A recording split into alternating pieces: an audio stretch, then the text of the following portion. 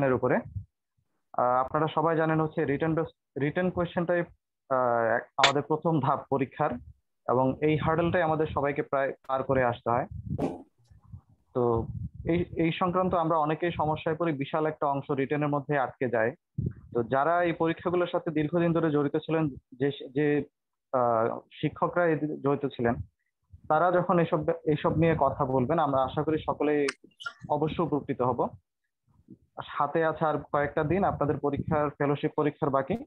আশা করি আপনারা প্রভূত আহ, এখান থেকে সাহায্য পাবেন। আজকে আমাদের সাথে একজন অত্যন্ত রিনাউন্ড শিক্ষক আছেন মেডিসিনের, প্রফেসর খাজা নাজিমউদ্দিন স্যার।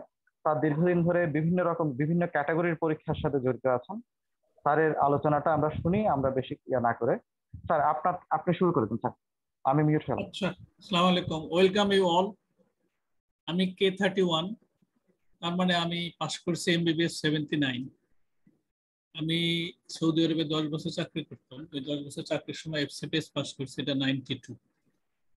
ফার্স্ট পার্ট যখন পাস করি এটা 84, তখন আমি ঢাকা মেডিকেল কলেজে রেজিস্টার ছিলাম। আমার সময় ফার্স্ট পার্টে পরীক্ষা দিয়ে ভর্তি হইতে হতো, ডেপুটেশনে ক্লাস করতো। আমি তা করি নাই, আমি সরাসরি পরীক্ষা দিছি রেজিস্টার থাকা অবস্থা। That was my background. আমি এখন ঢাকা মেডিকেল কলেজ লাস্টলি বারডেমে ছিলাম, এখানে অ্যাটাচড আছি, কিন্তু রেগুলার চাকরি করি না। ওকে, লেট আস স্টার্ট।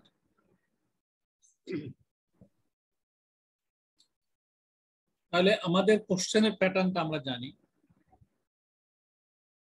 রিটেন কোশ্চেনের প্যাটার্নটা আমরা জানি, এটা সবাই জানি, এটা জানার কথা, জানা উচিত। লং এসে কোশ্চেন, এটা আসলেই লং। এখন এই লংটা কিভাবে লং হতে পারে? আমরা যখন পরীক্ষা দিয়েছি তখন ছিল right etiology, pathology, clinical feature, treatment, investigation, prognosis, এরকম 25 মার্ক ছিল। মানে দিল খুলে লেখা, মনের মাধুরী দিয়ে মিশানো। এই জিনিসটা এর আগে যখন আমরা এসএসসি পরীক্ষা দিচ্ছি, এইচএসসি পরীক্ষা দিচ্ছি, তখন এসে ছিল, এসে নামই আলাদা ছিল। এখন এসেটা, যেমন আমার সময় আমি ম্যাট্রিক পরীক্ষার সময় 3টা টপিকের একটা ছিল ইমান। যখন আমি হেডমাস্টার স্যারকে বললাম স্যার আমি ইমান দিছি, স্যার তো মহাখুশি, কারণ ওই একটাই যে আপনি মনের মাধুরী নিয়ে লিখতে পারেন। তো এই দিন তার নাই এখন। তাহলে কি হলো? মডিফাইড এসে কোশ্চেন হলো। মডিফাইড এসে কোশ্চেন এখন আর নাই, আমাদের দেশে ইউজ করা হয় না, অন্য জায়গায়। নেক্সট থাকলে স্ট্রাকচার্ড এসে question. If we say about structure, মানে খাঁচায় বন্দি করা। আপনি বন্দি হয়ে গেলেন, আপনার লং কোশ্চেনই থাকলো, কিন্তু আপনার লিমিটেশন দিয়ে দেওয়া হলো। Limitation both for the examiner, both for the examinee. কিভাবে হলো সেটা আমরা পরে দেখি। তারপরে হলো শুধু লং কোশ্চেন না, কোশ্চেন আগে ছিল 4টা লং কোশ্চেন 25 মার্ক, তারপরে এখনো আছে এমডিতে 2টা লং কোশ্চেন 2টা শর্ট কোশ্চেন। আর আমাদের এফসিপিএস এ কিন্তু ওইটা এখন নেই বলে 1 2 3 4, 1 নাম্বারটা লংই থাকে কিন্তু তার স্ট্রাকচার থাকে। 2 নাম্বারটা মোটামুটি শর্ট, 3 এবং 4 ক্লিনিক্যাল বায়াসড। সেটা হলো একটা শর্ট এসে কোশ্চেন, একটা short answer question. Short answer মানে শর্টের কোনো লিমিট নেই। হোয়াট ইজ ইউর নেম, এর বাইরে তো উত্তর দেওয়া যাবে না। হোয়াট ইজ দ্য ডায়াগনোসিস, এর বাইরে তো উত্তর দেয়, এটা কিন্তু শর্ট অ্যান্সার হয়ে যাবে। এর বাইরে এটা ওটা বলাও যাবে না, না জানলে আসবেই না মুখে। সো এই জন্য এই জিনিসটা এইভাবে করা। নেক্সট হলো লং কোশ্চেন। আমরা কি ভাবি? লং কোশ্চেনটা ওপেন কোশ্চেন, মার্কিং আগে ছিল 25, আপনি ইচ্ছা মতো দিতে পারতেন না। 15 বেশি দেওয়া খুব টাফ হতো, 12 13 টাফ। কিন্তু এখন যেহেতু স্ট্রাকচার্ড হয়েছে, মার্কিং এর সুবিধা। স্ট্রাকচার্ড হলে ডিভাইড করে দেওয়া হচ্ছে 10 মার্ক, 8 মার্ক, 7 মার্ক। 10-এর মধ্যে আপনি 10 না দেন, 5 দেবেন না। যদি ভালো পারে 8 দিতে কোনো কঠিন, এক্সামিনের পক্ষে কঠিন। তাতে দেখা গেল 18 17 অনেকেই পেয়ে যায়। সেই জন্য স্ট্রাকচার করে এই লাভটা হয়েছে। আমাদের যারা যারা পরীক্ষা নেন, যারা কোশ্চেন করে, যারা মডারেট করে, তাদের জন্য লাভ। লাভ হওয়ারটা পরে আমরা বলি যে এই উত্তরে শুধু আপনি ইচ্ছা মতো লিখতে পারেন না, মার্কিং দেখে আপনি উত্তর লিখবেন। প্লাস আরেকটা জিনিস থাকে, কি পয়েন্ট দেওয়া থাকে, অ্যান্সার কি দেওয়া থাকে। অ্যান্সার কির বাইরে এক্সামিনার যাইতে পারে না। সাধারণত অ্যান্সার কি ফলো করে কম, কিন্তু অ্যান্সার কি অবলাইজ করতে হয়। তাতে হয় কি যে মার্কিংটা আপনার জন্য ফেভারেবল। ভালো করলে ভালো, খারাপ করলে কিন্তু আবার উল্টা হয়। এখন আরেকটা জিনিস আছে, এটা কিন্তু একটা সিলেবাস আছে। সিলেবাসটা আমরা অনেকেই মানি না, আমি তো কোনোদিন দেখি নাই সিলেবাস, কিন্তু কোশ্চেন করার সময় সিলেবাস দেখতে হবে। এই হলো একটা সিলেবাস, সিলেবাস দেওয়া আছে। এবং একটা কথা মনে রাখবেন যে 11 আর 10 21টা টপিক দেওয়া আছে, 21টা টপিক থেকেই কোশ্চেন পড়ে, কোনোটাই মিস যায় না, পারতপক্ষে কোনোটা মিস যায় না, আবার ডাবলও হয়। তার মানে কি বিরাট ব্যাপার। এখন কিভাবে হয়, একটা শর্ট অ্যান্সার কোশ্চেনে 5টা স্টেম, একটা 5টা ভাগ থাকে, 5 5 25, তাহলে 3 আর 4 হলো 10টা কোশ্চেন, 2 এ 5টা 15টা কোশ্চেন, আর 2টা লং কোশ্চেন, তাহলে 17টা কোশ্চেন। কঠিন না, এইগুলো সবগুলোকে কভার করা কঠিন না। এখন যেটা আমরা বলছিলাম, লং কোশ্চেন আগে ছিল ইটিওলজি, প্যাথোলজি, এইসবগুলো, এখন এইগুলো নাই, এখন সিনারিও বেসড বেশি হয়। এখন এই সিনারিওটা আনসিন হতে পারে, এই সিনারিওটা সিন হতে পারে। তাহলে কি, আপনি যদি প্র্যাকটিক্যালি ইনভলভ থাকে রোগীর সাথে, তাহলে আপনার জন্য ইজি। তা না হলে বই পড়ে এটা করা কঠিন। এখানে আমি একটা আনসার, একটা কোশ্চেন আছে, গত রিসেন্টলি কোশ্চেনটা ছিল, A 20 years woman has fever for 3 weeks. She complains of lethargy, weakness, arthralgia. She has a spot over legs and arthralgia. এই কোশ্চেনটা আসলে এই রোগীটা আমার শর্ট কেসের সময় ছিল। আমি যেবার পাস করি সেবার শর্ট কেসে এরকম একটা রোগী ছিল। আমাকে বলা হলো জেনারেল এক্সামিন। প্রথমে আমি এনিমিয়া জন্ডিস যখন হাত নেওয়ার পরে দেখি স্প্লিন্টার হেমোরেজ, তারপরে আমি পা গেছি, পা তুলে দেখি তার স্পট আছে, হেমোরেজিক স্পট। তখন এক্সামিনার ছিল ইসলাম স্যার, আমাকে বললো তুমি এখন কি করবা, what next system you want to examine. আমি তো সরাসরি বললাম যেটা মারমার দেখবো। তখন তো আমার মোটামুটি ডায়াগনোসিস হয়ে গেছে। তখন আমাকে জিজ্ঞেস করলো what other things you want to see. তারপর বললে আস্ক টু কোশ্চেন্স, এরকম। তাহলে এই কোশ্চেনটা লং কোশ্চেনও কিন্তু ইজি। এটা এখন লং কোশ্চেন না বলে শর্ট স্ট্রাকচার্ড এসে কোশ্চেন করা হলো। এখন এই কোশ্চেনের সাথে যদি আমি লিখে দেই তার একটা মারমার ছিল, তাহলে কোশ্চেনটা উত্তরটা ইজি হলো। আর যদি মারমার না থাকে, না বলা হয়, তাহলে একটু ডিফিকাল্ট, কারণ ডিফারেন্সিয়াল ডায়াগনোসিস এর মধ্যে এসএলই এসে যাবে, তাই না, এটা সেপ্টিসিমে এসে যাবে। সেই জন্য কোশ্চেন করার সময় মডারেট যে করে তখন অনেক সময় মডিফাই করতে হয়, যাতে এক্সামিনের জন্য ইজি হয়, পরীক্ষা দেওয়া সুবিধা হয়, কোশ্চেনের অন্য স্টেম গুলা করা অসুবিধা। এখন দেখি স্টেমটা আমরা কিভাবে করতে পারি।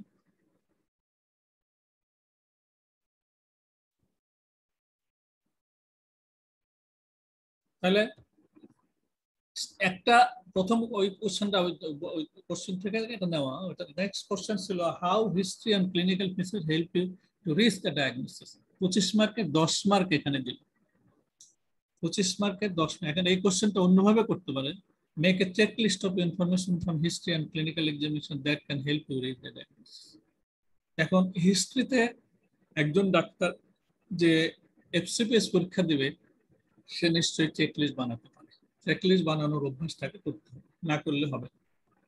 এখন present history, past history, family history, তারপরে হলো গা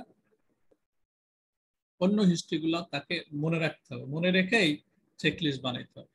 এখন এই রোগী যদি রিউমাটিক ফিভারের হিস্ট্রি থাকে, তাহলে তো কোনো দ্বিতীয় কথা নেই, তাই না?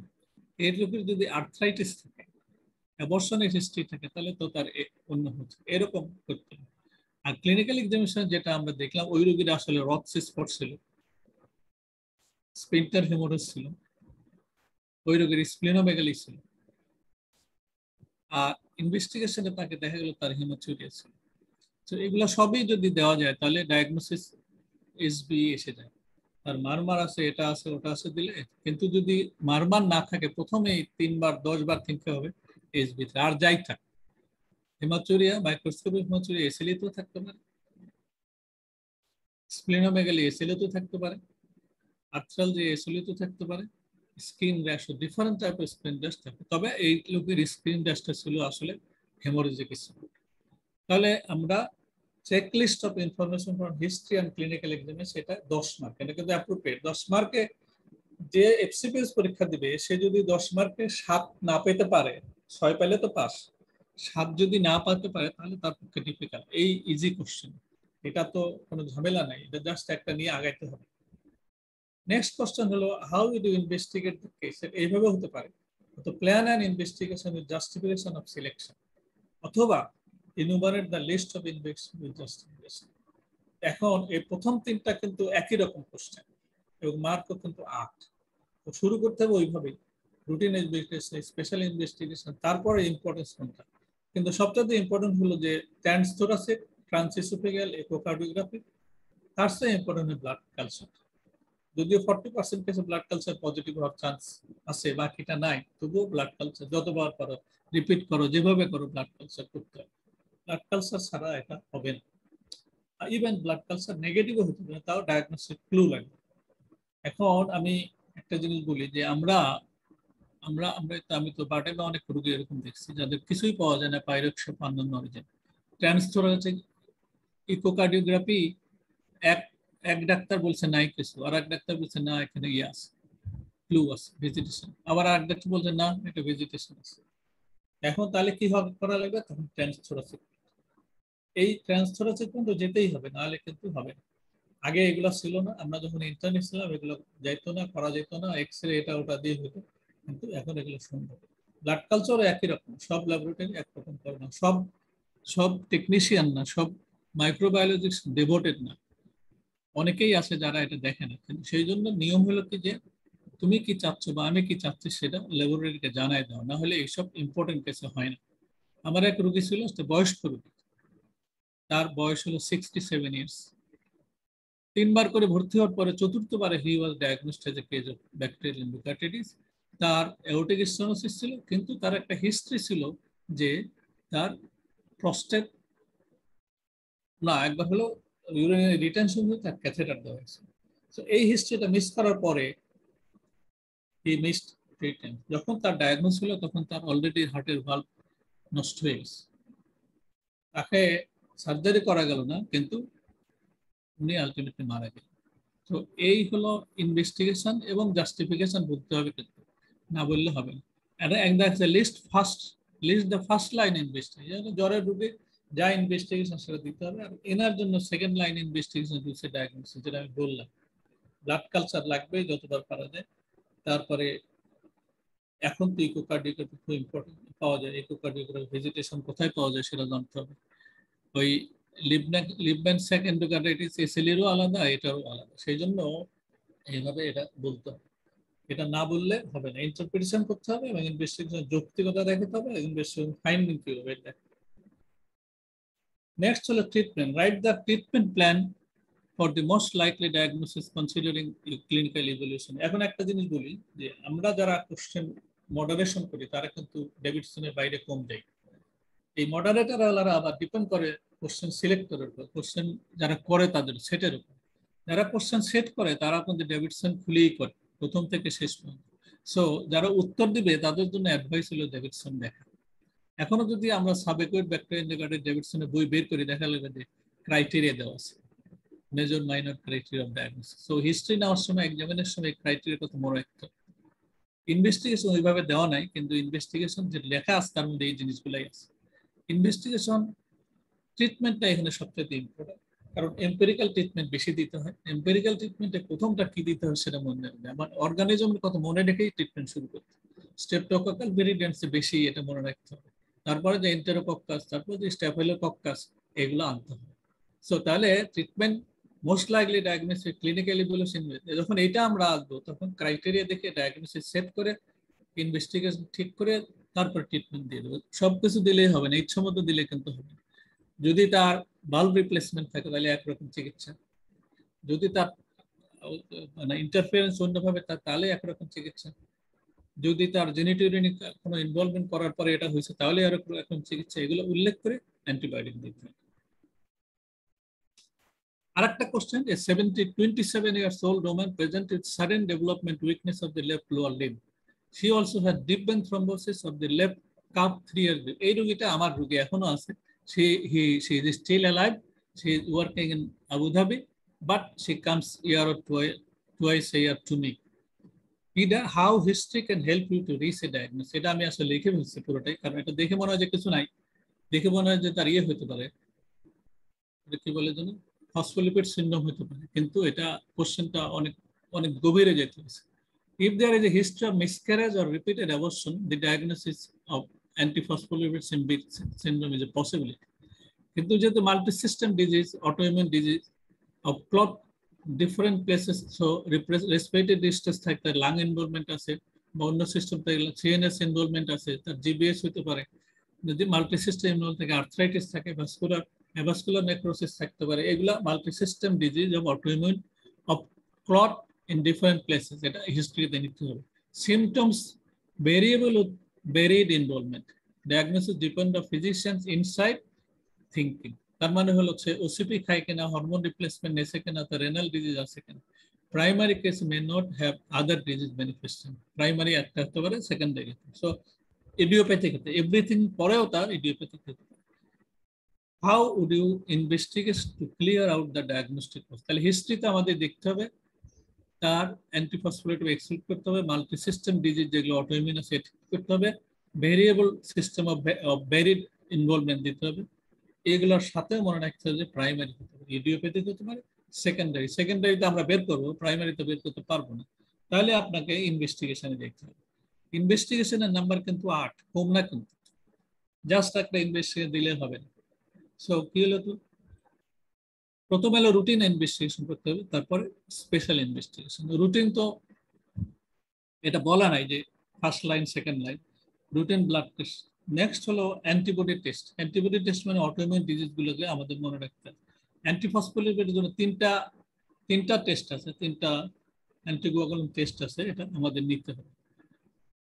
এগুলো আমরা যেটা জানি না, সচরাচর যখন করি না, screening factor, V Leiden variant, প্রথম বিট, এগুলা কিন্তু এখন আসছে জেনেটিক থ্রম্বোফিলিয়ার জন্য। এই রোগীটার ডায়াগনোসিস ছিল factor protein S, protein C deficiency. She is on warfarin still. So factor এখন দেখা যায়, ফ্যাক্টর লিখতে হবে। ফলস পজিটিভ বিডিআরএল কিন্তু প্রথমেই ইম্পর্টেন্ট লাগবে যে এটা থাকতে পারে এবং থাকার অস্বাভাবিক না, তখন এটা এক্সক্লুড করতে হবে other disease. Then give a comprehensive treatment plan. Comprehensive মানে তার ট্রিটমেন্ট দিতে হবে, ফলো আপ দিতে হবে। কতগুলো ট্রিটমেন্ট আছে? অ্যাসিম্পটোমেটিক হলে চিকিৎসা নেই, অ্যান্টিকোয়াগুলেন্ট দিতে হবে, ওয়ারফেরিন হলো চিকিৎসা, টার্গেট ওইটা। এখন নোবেল ওরাল অ্যান্টিকোয়াগুলেন্ট এজেন্ট আছে, ডিরেক্ট অ্যাক্টিং, এগুলো কিন্তু সবার জন্য না। যার অ্যান্টিফসফোলিপিড 3টা পজিটিভ আছে তার জন্য কিন্তু এটা না। Anticoagulant apparently prevent miscarriage.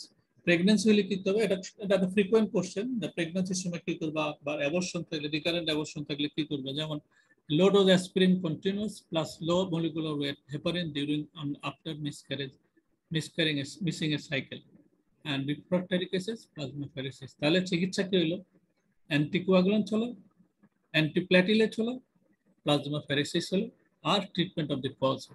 তাহলে এটা একটা কেস। এই কেসটা আমি বললাম কারণ এটা আমি জানি, আমার রোগী সে এখন ওয়ারফেরিন পাচ্ছে, তার বয়স এখন 37 হয়ে গেছে, তার প্যারালাইসিস আছে, তার ইদানিং আমার হার্টেরও প্রবলেম আছে, তার ডিবিটি হয়েছে।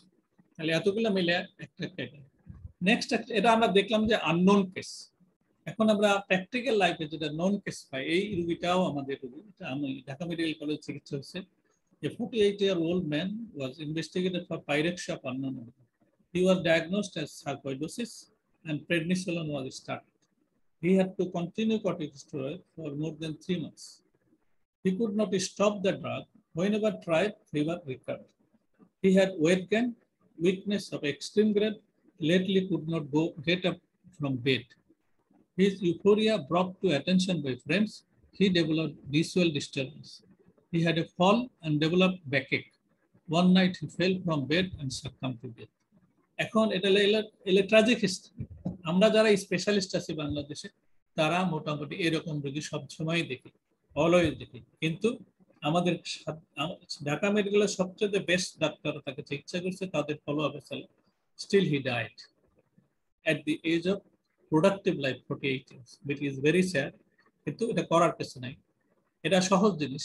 কোশ্চেন কোশ্চেন হলো, how do you explain all this clinical condition. মনে হতে পারে তা এত ইজি কোশ্চেন এফসিপিএস করবে না, কিন্তু সমস্যা কি, আমরা সবকিছু জানি না। এই যে তার কুশিনগয়েড পেস আছে, প্রক্সিমাল মাসল উইকনেস আছে, অস্টিওপেনিয়া, অস্টিওপোরোসিস হতে পারে, ফ্র্যাকচার ব্যাক পেনের জন্য পোলাস ভার্টিব্রা হয়েছে, এই যে তার ইউফোরিয়ার জন্য সাইকোসিস হয়েছে, চোখে দেখে না, তার যদি পস্টেরিয়র সাবক্যাপসুলার ক্যাটারাক্ট আছে, এগুলা কমন ফেনোমেনা, কিন্তু সবগুলো আমরা নাও জানতে পারি। সেজন্য ইজি, একটা কোশ্চেনটা ইজি। গেল গেল।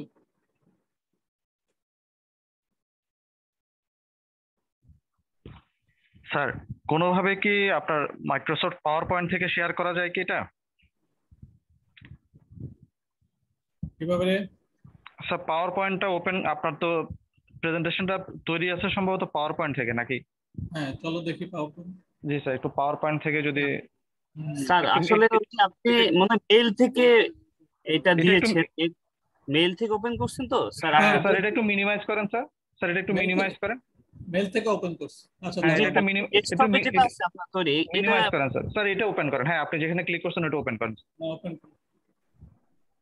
মেলটা আগে রাখা ছিল। হ্যাঁ হ্যাঁ স্যার, এটা একটু ওপেন হোক। আচ্ছা, আমরা যেটা আলাপ করতেছিলাম সেটা যে এই রোগীটা মারা যাওয়ার কথা না। আর দুটা জিনিস আমার কাছে মনে হচ্ছে, সেটা হলো আমাদের দেশে স্টেরয়েড লো ডোজ পাওয়া যায় না, 2.5 প্রেডনিসোলিন পাওয়া যায়, সিঙ্গাপুরে কিন্তু পাওয়া যায়। আমার এক রোগী আছে, সে 2 বছর ধরে স্যার এটা করছে। Thank you. এখন স্যার আপনি ওই নিচে একটা শেয়ার ফুল স্ক্রিনে চলে যান স্যার, আপনি কার্সারটা নিচের দিকে নামান স্যার। হ্যাঁ একটু, হ্যাঁ এটা তো স্যার। আমি জানি এগুলো। Thank you sir. ও ঠিক আছে স্যার, এখন ঠিক আছে। আর পার্টিসিপেন্ট একটু ল্যান্ডস্কেপ মোডে চলে যান, তাহলে মানে আর একটু বেটার হবে আপনাদের জন্য। তাহলে এটা আমার আমার কাছে মনে হয়েছে যে এটা, এই লোকটা মারা যাওয়া আমাদের জন্য দুঃখজনক। আমার কাছে দুইটা জিনিস মনে হয়েছে, যে তার ফলো আপে ঠিক নাই, উনি লোকটাও হয়তো কেয়ারফুলি শুনে নেই আমাদের কথা। ট্যাপারিংটা তার ইম্পর্টেন্স। ট্যাপারিং করার জন্য প্রেডনিসোলিন আমাদের দেশে 2.5 পাওয়া যায় না। আমার এক ভাই আছে, তার ভাস্কুলাইটিস হয়েছে, সে এখন কানাডায় থাকে। সে আজ 2 বছর ধরে প্রেডনিসোলিন অফ করতেছে। সেদিনও আমাকে টেলিফোন করছে, আমার তো জ্বর টর না, আমি কি করি না, তুমি এখন অফ করো না আগে। তো আর এক রোগীর কথা বললাম, সেটা খুব উনি 2.5 মেথাইল প্রেডনিসোলিনও খাইছে অনেকদিন, সিঙ্গাপুরের এক ডাক্তার ফলো আপস। সো এই রোগীর যে প্রবলেম সেটা হলো tapering problem. And how do you explain all this clinical guilt? Next হলো principles of judicious use of glucocorticoid. No use unless dire need. যে কেন বলছি, কেন উত্তর, আমার এক কলিগ আছে আই স্পেশালিস্ট, সে একদিন ব্যাক পেন নিয়ে গেল, তার এমআরআই করে দেখা গেল অ্যাভাসকুলার নেক্রোসিস। সমস্যা কি, কোথায় স্টেরয়েড সে নিয়েছে, সে তার নেজাল ড্রপ ইউজ করতে পারে, এছাড়া কোনো হিস্ট্রি নেই। আমাদের একজন কলিগ আছে, আমাদের বিসিপিএস কাউন্সিলর, আমাদের সাথে 3 বছরের জুনিয়র, কিন্তু তার ক্যাটারাক্ট অপারেশন করা হয়েছে। কেন করা লাগলো? খোঁজ নিয়ে দেখা গেল, সে যখন ইংল্যান্ডে ছিল, তার গিরার ব্যথার জন্য সে নন কনভেনশনাল ওষুধ খাইছিল, যার মধ্যে স্টেরয়েড ছিল। So no use unless dire need. 2 number, minimum dose, minimum duration for adequate treatment. Checklist and screening for, এগুলো আমরা সবাই করি না, করতে চাই না, কিন্তু করা উচিত। যেমন ডায়াবেটিস হতে পারে, আবার আইজিটি হতে পারে, প্রেশার বাড়তে পারে, ডিসলিপিডিয়াম হতে পারে, বুকের এক্সেল টিবি এক্সক্লুড করার জন্য, ডেক্সা অস্টিওপোরোসিস দেখার জন্য, চোখ এক্সামিন করতে হবে। ওই লোকের চোখ এক্সামিন করা হয়েছিল এবং ক্যাটারাক্ট ছিল। সাইকোসিস তো হিস্ট্রিতে বোঝায়, দারুণভাবে সাইকোসিস ছিল। এবং প্রোফাইল্যাকটিক মেজার নিতে হবে। 3 মাসের বেশি কোনো লোক যদি কর্টিকোস্টেরয়েড খায়, সেটা আমরা পরে বলছি, ডায়েটারি মেজার্স কিন্তু একটা ইম্পর্টেন্ট জিনিস। এই যে osteoporosis, prophylactic measure, dietary exercise, life pattern change করা, দেন বোন লস মিনিমাইজ করার জন্য সাপ্লিমেন্টারি 3টাই দিতে হবে, ক্যালসিয়াম, ভিটামিন ডি, বিসফসফোনেট। আমরা অনেকেই কিন্তু বিসফসফোনেটকে সাপোর্ট করি না, ভিটামিন ডি কে সাপোর্ট। ইভেন যে অ্যান্টিকোয়াগুলেন্ট, যে অ্যান্টিপ্লেপটিক ড্রাগ খাচ্ছে বছরের পর বছর, তার কিন্তু ভিটামিন ডি দেওয়া উচিত, এটা আমরা ভুলে যাই। নেক্সট হলো পেশেন্ট এডুকেশন এবং স্টেরয়েড কার্ড। এই পেশেন্টের স্টেরয়েড কার্ড দেওয়া হয়নি এবং এই পেশেন্টের এডুকেশনটা ভালো ছিল না। Proper follow up with history, clinical examination, যখনই সে ডাক্তারের কাছে গেছে, কারণ গ্র্যান্ড রাউন্ডে তাকে দেখানো হয়েছে, ডাক্তারের কাছে ফলো আপে গেছে, তার হিস্ট্রি, ক্লিনিক্যাল এক্সামিনেশন, ইনভেস্টিগেশন কিছু তো ল্যাবস ছিল, না হলে তো এটা হতে পারে না। What are the things you would consider in withdrawal protocol? Steroid withdrawal protocol, আমরা যারা ডাক্তার আবারও বলি, সে এমবিবিএস হোক, সে এফসিপিএস হোক, সে এমডি হোক, তার এই প্রোটোকল মানা আছে। 3টা জিনিস মনে রাখতে হবে। Hypothalamic pituitary adrenal axis suppression এবং সেকেন্ডারি অ্যাড্রিনালিটি সবচেয়ে কমন কজ ক্রাইসিসের হলো secondary adrenal insufficiency. Possibility of worsening underlying disease এটার জন্য হতে পারে। Steroid withdrawal syndrome may happen even with demonstrated normal. এখন একটা লোক যদি অপারেশনে শুধু স্টেরয়েড খায় 1 বছর পরেও যদি অপারেশন, তাকে কিন্তু বলতে হবে ডাক্তার, এটা কিন্তু বইতে লেখা আছে। আমরা এই যে এখন উইথড্রল পাচ্ছি, আমরা যে ফ্যাটিক সিনড্রোম পাচ্ছি কোভিডে, এটা কিন্তু একটা কারণ। স্টেরয়েড এমন দেওয়া দেয় যে উইথড্রল হয়ে যায়। প্লাস হলো সে যে আগে স্টেরয়েড পাইতো না, আমরা এটা জানি। তাহলে স্টেরয়েড উইথড্রলে কি হতে পারে? Fever, fatigue, myalgia, postural. আমি এগুলা বলতেছি কারণ আমার মনে হয় এটা আমাদের একটা শিক্ষা ক্লাস নেওয়া উচিত। Postural hypotension, weight loss, skin deformation. Withdrawal must be slow, may take 6 to 9 months। বললাম যে 1 বছর পরে হলে বলতে হবে তার এটা এসএসটি ছিল। ইন্ডিকেশন ফর স্লো উইথড্রল সবার জন্য না, কাজের জন্য যার 3 সপ্তাহের বেশি নেওয়া হয়েছে। If receive frequent short courses of asthma রোগী এটা খেয়ে দিল। আমাদের বাংলাদেশের সবচেয়ে বড় ফিজিশিয়ানও এরকম কাজ করে। আপনি আছে মাঝে মাঝে একটা দুটো স্টেরয়েড খাই দিল। সেই জন্য if dose is more than 7.5 milligram prednisone equivalent per day for long period. তাহলে এই 3টা জিনিস, এর বাইরেও কথা হলে রোগীকে জিজ্ঞেস করতে তোমার গিরায় ব্যথা ছিল কিনা, তোমার শ্বাসকষ্ট ছিল কিনা, তুমি এরকম কোনো ওষুধ খাই। আমরা আগে জিজ্ঞেস করতাম যে সিমের বিসির মতো কোনো ওষুধ, এখন সিমের বিসি আর ইউজ করা হয় না। সো এটা মনে রাখতে হবে যে তার বয়স্ক মানুষ বিশেষ করে আর্থ্রালজিয়া ছিল, খাইলে ভালো লাগে দোকান থেকে কিনে খাই ফেলে, আমাদের তো ওভার দি কাউন্টার পাওয়া যায়। তাহলে এটা খুব কমন জিনিস, কিন্তু এটা কোশ্চেন মনে হতে পারে শর্ট এফসিপিএস এত সহজ কোশ্চেন হতে পারে। এই সহজের অনেক কিছু আমরা জানি না, কারণ এগুলোতে মার্কিং সুবিধা হয়। তাহলে লং কোশ্চেন মানে কি? Long question structure, long question মানে কি? স্ট্রাকচার এসে কোশ্চেন, মার্কিংটা খুব ইম্পর্টেন্ট। 3টা পার্ট থাকে, 7 to 10 কেস। মার্কিং এর সুবিধা হলে এক্সামিনারও সুবিধা, এক্সামিনিরও সুবিধা। সেই জন্য এক্সামিনিকে কেয়ারফুলি আনসার দিতে হবে। মনে রাখতে হবে টাইম লং, মার্কও লং, কিন্তু অ্যাপ্রিসিয়েশনটা লং হলেও অ্যাপ্রোপ্রিয়েট। আরেকটা জিনিস হলো বাইন্ডিং টু অ্যান্সার কেস। তাহলে আমি ইচ্ছা মতো মনের মাধুরী দিয়ে লং কোশ্চেন করতে পারবো না, উত্তর দিতে। পসিবল লং কোশ্চেন কি হতে পারে আমাদের বিসিপিএস এর ইয়ে আছে, এটা আমরা করতে পারি। যদি আমরা সিস্টেম ওয়াইজ যাই, আমরা দেখলাম একটা ব্যাকটেরিয়াল এন্ডোকার্ডিটিস রোগী, এটাই কার্ডিওভাস্কুলার সিস্টেম বেশি থাকে, আর থাকতে পারে হলো কার্ডিওমায়োপ্যাথি। এখন তো আইইউ হচ্ছে করপালমোনারি অ্যাকিউট পালমোনারি আইইউর মধ্যে যায়। আইইউ যদি ইয়ে হয় করে লং, যেটা লং কোশ্চেন সেকশন আছে, ইমার্জেন্সি আর লং ম্যানেজ, সেটা সিসিএফ থাকে বা আইএসডি থাকে বা হাইপারটেনশন থাকে। গ্যাস্ট্রোইন্টেস্টাইনাল পেতে আমাদের ম্যালঅবজর্পশন থাকলে সেটাই বেশি থাকবে। জেনিটোইউরিনারি হলো ক্রিয়েটিন, এটা আমার জাস্ট আইডিয়া লেওয়া। হেমাটোলজিস্টে লিম্ফোমা বেশি থাকবে। আর বাকিগুলা medical history, acid base, electrolyte, genetic, পয়জনে, এগুলো সাধারণত শর্ট কোশ্চেন থাকে। রেসপিরেটরি সিস্টেমে মোস্ট অফ দি টাইম আমরা ক্রনিক পালমোনারি সিওপিডি পাই। এন্ডোক্রিন ডায়াবেটিস আমাদের ভুলে গেলে চলবে না। একজন এফসিপিএস পাস করবে বা একজন মেডিকেল স্পেশালিস্ট হবে, সে মেডিসিন জানে না, সে কিন্তু কিছুই জানে না। You do not know diabetes, you do not know medicine. এটা মনে রাখতে হবে, কারণ ডায়াবেটিস এখন আলাদা চ্যাপ্টার। কোশ্চেন খুলে যদি ডায়াবেটিস না থাকে, তাহলে বলবো যে ওই কোশ্চেনই ঠিক হয়। আর মাসকুলোস্কেলেটাল সিস্টেম কোশ্চেন থাকবেই, সে ফাইব্রোমাইলজিয়া হোক, সে ভাস্কুলাইটিস হোক, থাকবেই। নিউরোলজিতে স্ট্রোক সাধারণত থাকে না, কিন্তু মেনিনজাইটিস বা ডিজেনারেটিভ ডিজিজ যেমন আজকাল আছে, এসব ডিমেনশিয়া, ডেলিরিয়াম, পার্কিনসন ডিজিজ, এগুলো থাকে। Infection, tropical disease, nutrition, environmental, skin, বিশেষ করে pemphigus, bullous lesion, critical care, palliative care, prescription, genetic, সবগুলোর থেকে কোশ্চেন থাকবে, কিন্তু লং কোশ্চেনের পসিবিলিটি কম। সোর্সেস কি, আমরা কিভাবে কোশ্চেন পাইতে পারি, কমন পাইতে পারি, এটা হলো জার্নাল। আমি 2টা উদাহরণ দেই। যে একটা পড়ছিল সিলেট মেডিকেল কলেজে, একটা কেস প্রেজেন্টেশন ছিল 1 বছর, সেটা লং কেস ছিল। যদি কেসটা জটিল ছিল, ট্রিকি ছিল, কিন্তু যে ওই জার্নাল পড়ছে তার জন্য সুবিধা হয়েছে, যার একটা ইনসাইট ছিল সেটা পড়ছে। আর একটা করা হয় কি, মডারেটররা যখন মডারেশন করে, ইন্টারনাল মেডিসিনের যত ইয়ে আছে, লেটেস্ট অনেক কিছু বেরোয়। যেমন যে over and hyper stimulation syndrome, এটা কিন্তু লেটেস্ট ছিল একবার, এরকম আরো অনেকগুলো আছে। তো এটা দেখতে হবে, নিজে না পারলে কলিগদের বলতে হবে, বা যারা এফসিপিএস পরীক্ষা দিচ্ছে তাদের সিএটি এদের বলতে হবে, তোমরা দেখো, সিএরা কিন্তু অনেক আগানো থাকে এইসব ব্যাপারে। তারপরে গ্রাউন্ড রাউন্ড হয়, তারপরে জার্নাল ক্লাব হয়, এসব জায়গায় কিন্তু এগুলো পাওয়া যায়। এখন ইদানিং তো বাংলাদেশে একটা সুবিধা হচ্ছে, এফএসসিপি এর মাস্টার ক্লাস হচ্ছে। সেদিন প্যানক্রিয়াটাইটিস হলো, আবার কালকে বোধহয় ব্রঙ্কিয়াল অ্যাজমা হবে।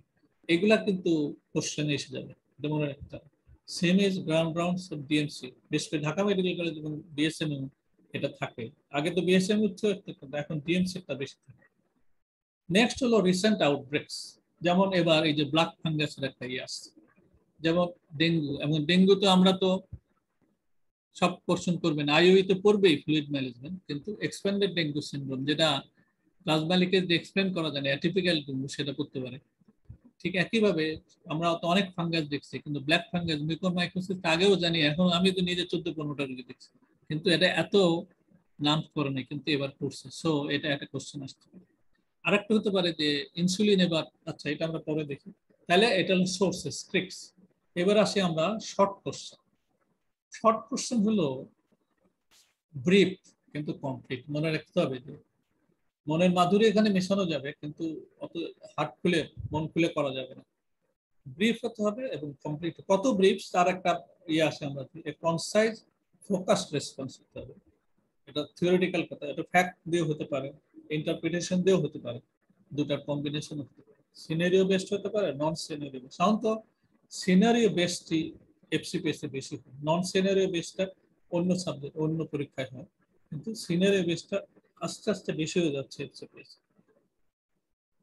তা আমি একটা ট্রাই করছি যে ডেফিনেশনটি কিভাবে হতে পারে।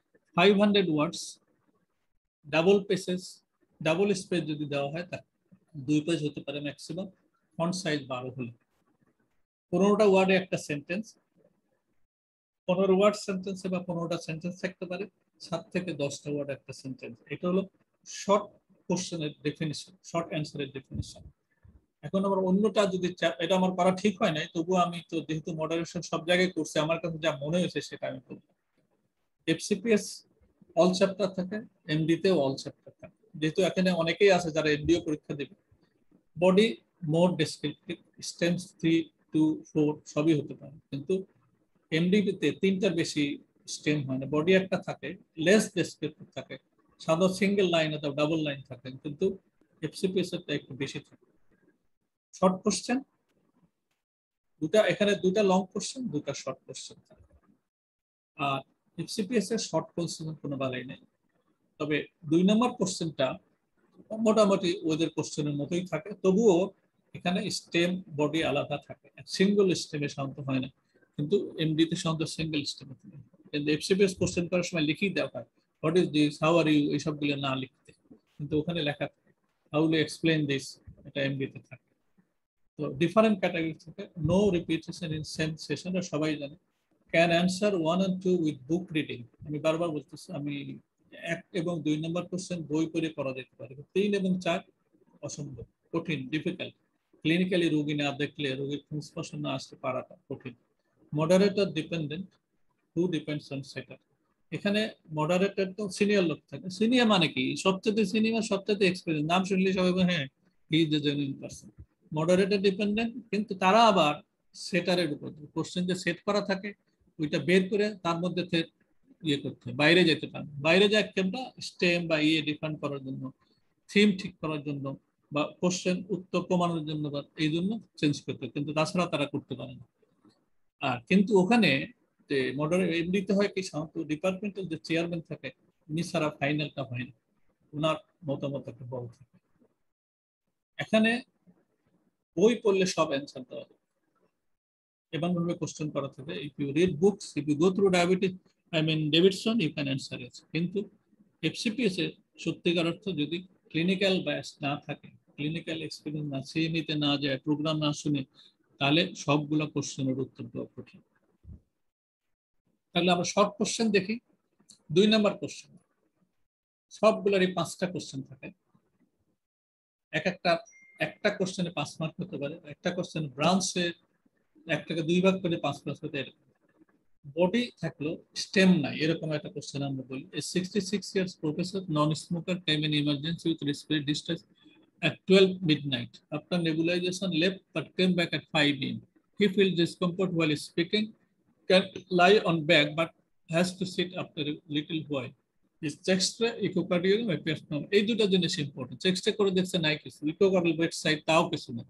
তাহলে কি হবে, যদি আমরা কোনো স্টেম না রাখি, একটাই বলি name for differential and explore them, এটা যদি কোশ্চেন হয় তাহলে কি কি হতে পারে, তাদের মাথায় কি আসছে মনে রাখতে হবে, যে এমন যা বলতে হবে যাতে কাজ লাগে। কফ ভ্যারিয়েন্ট অ্যাজমা কেন বলবো আমরা, তার আপার রেসপিরেটরি ডিসকমফোর্ট আছে, প্রিভিয়াস হিস্ট্রি প্রলং কফ আছে কিনা, তাহলে ফেভার করবে। যেহেতু চেস্ট এক্সরে নর্মাল আছে, তাহলে তাকে সাজেশন কি দেওয়া যেতে পারে, ব্রঙ্কো প্রভোকেশন টেস্ট করে দেখা যেতে পারে। নেক্সট হলো ব্রঙ্কিয়াল অ্যাজমা হতে পারে, এরকম থাকে, তার কোনোদিন হয় না, এইবারই প্রথম হয়েছে। পজিটিভ ফ্যামিলি হিস্ট্রি থাকবে, রেসপন্স টু ব্রঙ্কোডাইলেটর সাপোর্ট থাকবে, রিপিটেশন যদি থাকে লাংস এটা ডিসফেভার করবে, তাকে হিস্ট্রি দিতে হয় বা আইজি লেভেল করে দেখা যেতে পারে তার অ্যালার্জি আছে। লেফট ভেন্ট্রিকুলার ফেইলার, বিশেষ করে ডায়াস্টোলিক ডিসঅর্ডার, বিশেষ করে ডায়াবেটিস রোগীর এগুলো খুব ঝামেলা, উইথ নর্মাল ইজেকশন ফ্র্যাকশন, কিন্তু তার হার্ট ফেলিয়ার হতে পারে। দেন হলো ইন্টারস্টিশিয়াল লাং ডিজিজ, ক্রেপিটেশন থাকে, ফাইন ক্রেপিটেশন থাকে, কিন্তু নর্মাল এক্সরে দেখছি আমি ইমার্জেন্সি মনে হয় নেই কিছু আছে, সব বাদ। ইউরিন টেস্ট করলাম, ইসোনিফিল কাউন্ট দেখলাম, ইসোনিফিল কাউন্ট দেখি তখন প্রাইমারি এবং সেকেন্ডারি পর্যায়ে বের করা, পালমোনারি এম্বোলিজম হতে পারে। এই জিনিসটা এখন আমাদের মাথায় বেশি আসছে। আমি নিজে দেখছি ইমার্জেন্সিতে রোগী দেখা হয়েছে 57 ইয়ার্স ওমেন, রাত্রে 11টার সময় ভর্তি করছে, প্রথমে তার নবুলাইজার দিচ্ছে, এটা দিচ্ছে, ওটা ভালো হয়নি, তখন যেহেতু দেখছে কিছুতে ভালো হচ্ছে না, ভর্তি করে দিচ্ছে। ভর্তি করার পরে আমি তার দেখি ইসিজি করে, তার ইসিজিতে তার চেঞ্জ আছে, আরবিবি আছে এবং S1Q3T3 আছে, এক্সরে সুন্দর, তার একটু একটু ব্ল্যাক মনে হয়, কিন্তু এক্সরে সুন্দর। তাকে ডায়াগনোসিস করছিল ব্রঙ্কিয়াল অ্যাজমা, আমি খুঁজে খুঁজে দেখলাম ব্রঙ্কিয়াল অ্যাজমা, তখন আমি সিএ কার্ডিওলজি সিএ। যাই হোক, দ্যাট ইজ দি থিং, যে মাথার মধ্যে আসে কিনা, মাথার মধ্যে থাকলেই হবে। এএসডি রুগী ব্রঙ্কিয়াল অ্যাজমা বলে 3 বছরের পর বছর চিকিৎসা নিচ্ছে, এরকম আমি পাইছি। যাই হোক, এনার তাহলে এখন পালমোনারি এম্বোলিজম আমরা শিখে ফেলছি, বিশেষ কোভিড এর সময় সিটি পালমোনারি অ্যাঞ্জিওগ্রাফিও আমরা শিখে ফেলছি। সো এটা 4টা ডায়াগনোসিস যেভাবেই হোক, উত্তরটা এইভাবে দিতে হবে এবং পয়েন্টগুলো দিতে হবে। Mention obligation for physicians to pursue to treat subclinical hypothyroid. Subclinical hypothyroidের পার্সেন্টেজ কিন্তু অনেক, হাইপোথাইরয়েডের পার্সেন্টেজ কিন্তু প্রায় 7%, ফিমেলে আরো বেশি, তো 3 to 7%। সাবক্লিনিক্যাল ধরলে এটা আরো বেশি, সেই জন্য ডায়াবেটিসের পরে এন্ডোক্রিন ডিজিজ কোনটা যদি থাকে সেটা সাবক্লিনিক্যাল হাইপোথাইরয়েড। এখন একজনের TSH 0.5 থেকে 5 পর্যন্ত নর্মাল, এন্ড তাকে যদি 6 পেলাম, আমি অ্যান্টিথাইরয়েড চিকিৎসা দিয়ে দিলাম, সেটা কিন্তু হবে না, সেটা সাবক্লিনিক্যাল হাইপোথাইরয়েড। টার্গেট হলো 10-এর যদি বেশি হয় তাহলে চিকিৎসা দেওয়া যেতে পারে, 10-এর কম হলে কিছু কিছু জিনিস আছে দেখে তাকে চিকিৎসা দিতে হবে, না হলে তাকে আবার পাঠাতে হবে, আবার অ্যান্টিবডি টেস্ট TSH টেস্ট করে দেখতে হবে। এটা হলো সাবক্লিনিক্যাল হাইপোথাইরয়েডের মজেজা, কিন্তু এখানে দেওয়া আছে ডেফিনিশনটা কি, TSH mildly elevated, T4 low or normal, need repetition test in 2 to 3 months apart to exclude non-thyroidal diseases. Non-thyroidal disease অনেক থাকতে পারে। Commonest cause হলো Hashimoto's autoimmune thyroiditis। রিস্ক হলো কি, প্রোগ্রেশন হতে পারে টু ওভারথাইরয়েড, কার্ডিওভাস্কুলার ইফেক্ট থাকতে পারে, ডিসলিপিডিমা থাকতে পারে, নিউরোসাইকিয়াট্রিক ইফেক্ট থাকতে পারে, রিলেটিভ ওবেসিটি, ডিসলাইপিডিমা, নন পিটিং এটাও থাকতে পারে। তাহলে সাবক্লিনিক্যাল হাইপোথাইরয়েড ইজি জিনিস না, প্যালাম চিকিৎসা দেওয়াটা ঠিক। ইন্ডিকেশন ফর ট্রিটমেন্ট কাজে যদি TSH কোনো ক্লিনিক্যাল ফিচার নাই, কিন্তু TSH স্ট্রেট চিকিৎসা দিয়ে দেওয়া, 5 to 10 থাকলে, অ্যান্টিবডি পজিটিভ থাকলে, অথবা গয়টার থাকলে, অথবা টিপিক্যাল ফিচার থাকে, যেমন lethargy, cramp, menstrual irregularity, abortion, ovulation dysfunction, infertility, এগুলো হলে চিকিৎসা দিয়ে দিতে হবে। রিকারেন্ট প্রেগনেন্সি লস, অথবা কোনো ওষুধ পাইছে, যার গ্রেভের হিস্ট্রি আছে, নেক্সট সার্জারি আছে, লিথিয়াম খায়, অ্যামিওডারিন খায়, এদেরকে চিকিৎসা দিতে হবে। চিকিৎসা থাইরক্স দিয়ে দিতে হবে, তার ফলো আপ করতে হবে। তাহলে সাবক্লিনিক্যাল হাইপোথাইরয়েডিজম একটা আমাদের ইম্পর্টেন্ট জিনিস। এখন আরেকটা question, your colleague report a women 26 with gestation with falciparum malaria. এটা তো মেডিকেল স্পেশালিস্ট কাছে পাঠিয়ে দেবে, গাইনোকোলজিস্ট চিকিৎসা দিবে না। কোশ্চেন দুটা, how D treat her into 2.5 and 2.5 mark, এটা ইজি মনে হচ্ছে, কিন্তু কুইনিন হাইড্রোক্লোরাইড এবং ক্লিন্ডামাইসিন হলো গাইডলাইনের চিকিৎসা। এখন অনেকেই ভাবতে পারে কুইনিন দেওয়া যায় কিনা, কিন্তু দেওয়া যায় তো যায় না, সেটা হলো ডক্সিসাইক্লিনটা দেওয়া যায় না। ডক্সিসাইক্লিন চিকিৎসা এটা দেওয়া যায় না, সো সেই ক্ষেত্রে ক্লিন্ডামাইসিন দিতে হবে। কতদিন দিতে হবে, কত মিলিগ্রাম দিতে হবে, এটা কিন্তু লিখতে হবে। What are the risk to the mother and baby in this case? মাদারে কি হতে পারে, ডিস্টেশনে কি হতে পারে, ফিটাসে কি হতে পারে, ইনফ্যান্সিতে কি হতে পারে, নিওনেট কি হতে পারে। এটা ডেভিডসনে লেখা আছে, ডেভিডসন হলেই হয়ে যাবে। এখন তো আমরা কোভিড এর যুগে আসছি, এটা আমাদের কোশ্চেন এটা পড়বেই, এটা আমরা ধরে নিতে পারি।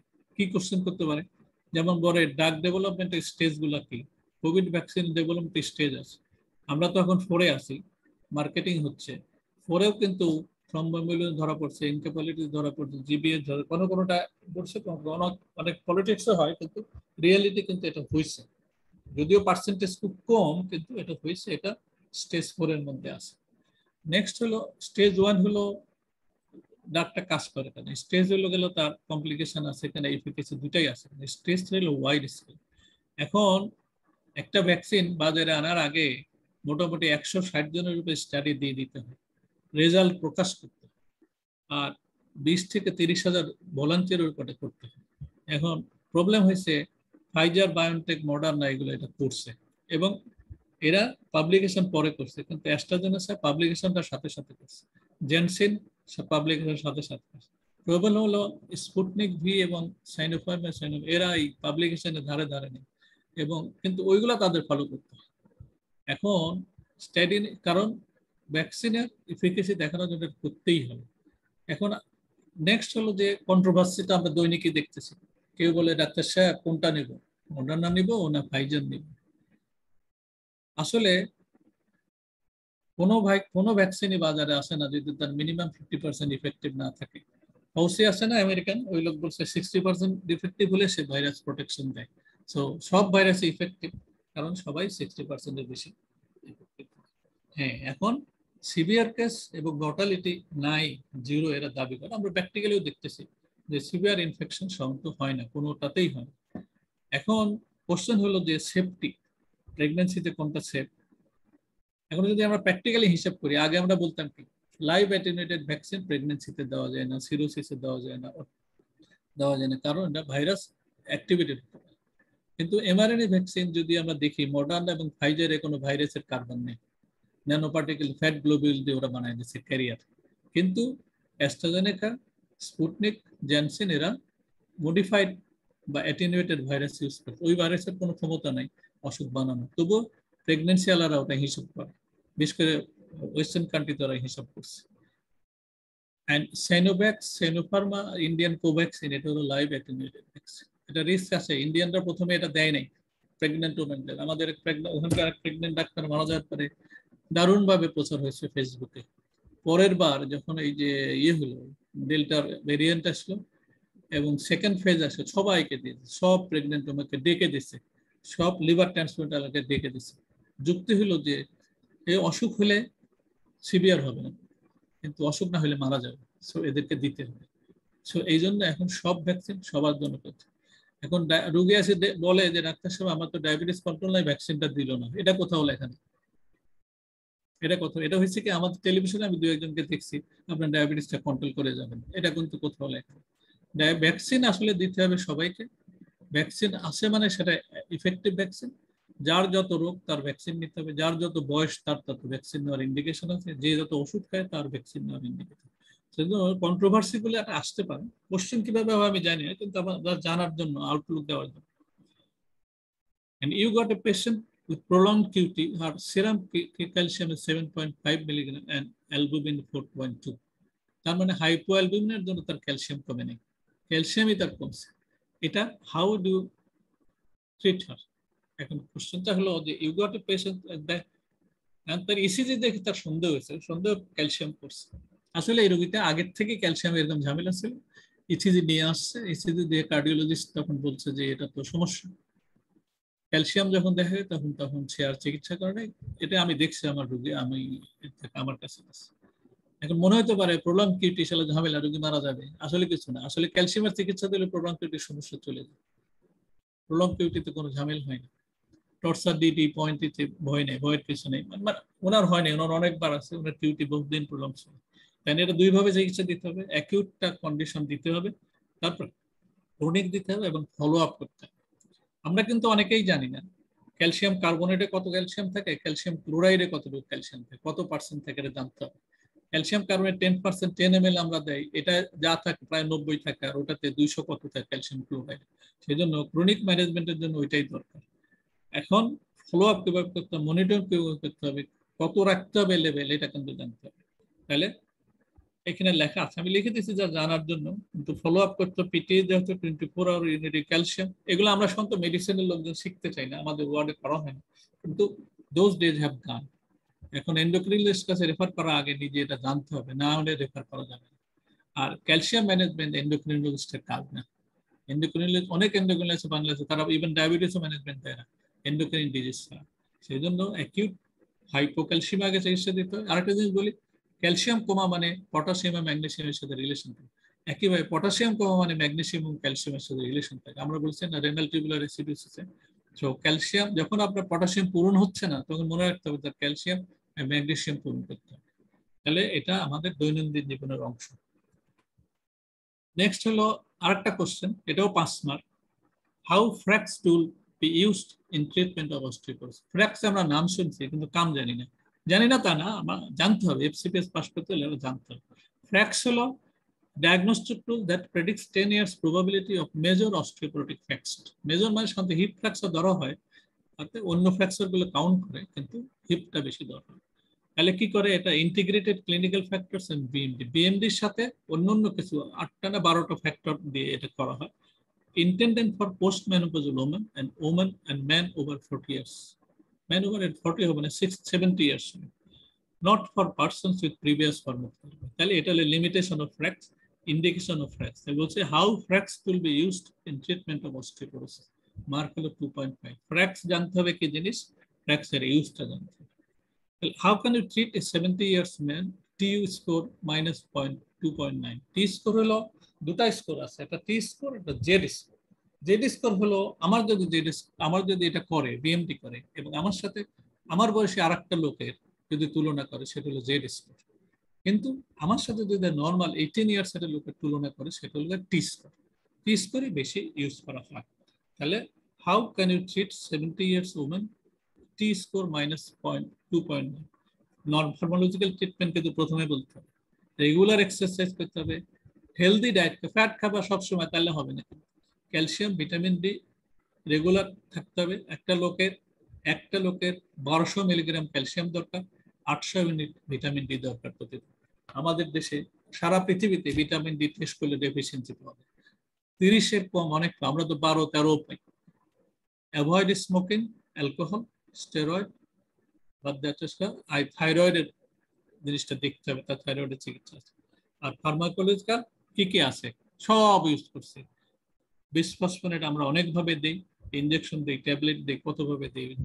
ডেনোসোমাব, এটা মনোক্লোনাল অ্যান্টিবডি পাওয়া যায়, রিলক্সিফেন এটা পাওয়া যায়। ইভেন হরমোন রিপ্লেসমেন্ট থেরাপিও মেনোপজের 10 বছর পর পর্যন্ত দিতে হয়। আর এখন তো পাওয়া যায়, টাইপ সিনথেটিক প্যারাথয়েড হরমোন পাওয়া যায়। এটা পার্থক্য হলো, এটা অস্টিওব্লাস্টের অ্যাক্টিভিটি বাড়ায়, অন্যগুলো অস্টিওক্লাস্টের অ্যাক্টিভিটি কমায়। সো ট্রাইপ্যারাডাইট হলো নিউ বোন ডেভেলপমেন্টে হেল্প করে। তাহলে নামগুলো কিন্তু জানতে হবে, কামগুলোও জানতে হবে। এফসিপিএস পাস করবো এটা জানবো না, তা কিন্তু হয় না। A patient came with history of seizure. She is edematous, serum bilirubin 152. আমরা কি জানি, যার পানি বেশি বডিতে, আমরা হাইপোনাট্রিমে 3 ভাবে ভাগ করি। একটা হলো ডিপ্লিশনাল, তার হিমো কনসেন্ট্রেশন থাকে, ডিহাইড্রেটেড থাকে। এটা হলো ডাইলিউশনাল, তার এডিমা থাকে না কিন্তু বডিতে পানি বেশি থাকে, সোডিয়াম কম থাকে। এটা হলো হাইপোনাট্রিমিয়া ও ইডিমা, সিসিএফ, সিএলডি এগুলো থাকে হাইপোনাট্রিমিয়া। কিন্তু এখানে ইডিমাও আছে, হাইপারনাট্রিমিয়াও আছে, একটা পিকুলিয়ার জিনিস। এই লোকটা কেন এটা হতে পারে, তার আগে আমি বলি, আমরা তো ডেঙ্গু চিকিৎসা করি না, ডেঙ্গুতে ফ্লুইড দিই। সেদিন তারেক করাইলো যে ডেঙ্গু প্রথমে ফ্লুইড আপনি বেশি দিলেন, পরে কিন্তু বেশি দিলে খবর আছে। সো ওটা পিরামিডের মতো করতে, প্রথমে দিতে থাকবেন, পর আবার অ্যাডজাস্ট করে কমে আসতে হবে। আমার মনে আছে আমাদের বাডেমে এক পিডিয়াট্রিশিয়ান, ওকে এক বাচ্চাকে 12 লিটার ফ্লুইড দিচ্ছে। আমাকে বলতে, খাজা ভাই আমি তো 12 লিটার পানি দিলাম, তাও দেখি বাচ্চার হিমোটোক্রিট কমে না। এর মধ্যে বাচ্চা কনভালশন শুরু হয়েছে, আসলে তার সেরেব্রাল এডিমা আছে। ওরোডক্সিন দেওয়ার পরে কনভালশন কমলো। So it happen. এটা কিন্তু ডিকে রোগীতেও হয়। যদি আপনি র্যাপিড ফ্লুইড দেন তাহলে কিন্তু এটা হতে পারে, এটা খেয়াল রাখতে হবে। সেই জন্য কেন হয়, হাউ টু এক্সপ্লেন, এটা এক্সপ্লেন করতে হবে সিজারটা কেন। তো ইজি হলো যে যার হিমো কনসেন্ট্রেশন আছে তার বডির হাইপারটোনিক থাকে। আপনি এটা ব্রেনের মধ্যে হাইপারটোনিক থাকে, এক্সট্রাসেলুলার ফ্লুইডে হাইপারটোনিক থাকে। এখন র্যাপিড পানি দেওয়ার ফলে আপনি বডিকে ফুলাই ফেললেন, ওই পানি একইভাবে ব্রেনের ইডিমা ব্রেনের হিমো কনসেন্ট্রেশন কমাবে না। তাহলে কি হবে, ব্রেনের মধ্যে র্যাপিড পানি গেলে ব্রেন ইডিমা হবে, সো কনভালশন হবে। তাহলে এটা হলো থিওরি, এটা হলো থিওরি, মনে রাখতে হবে। এই থিওরি মনে না রাখলে হবে না, কারণ এটা এক্সপ্লেন করতে হবে।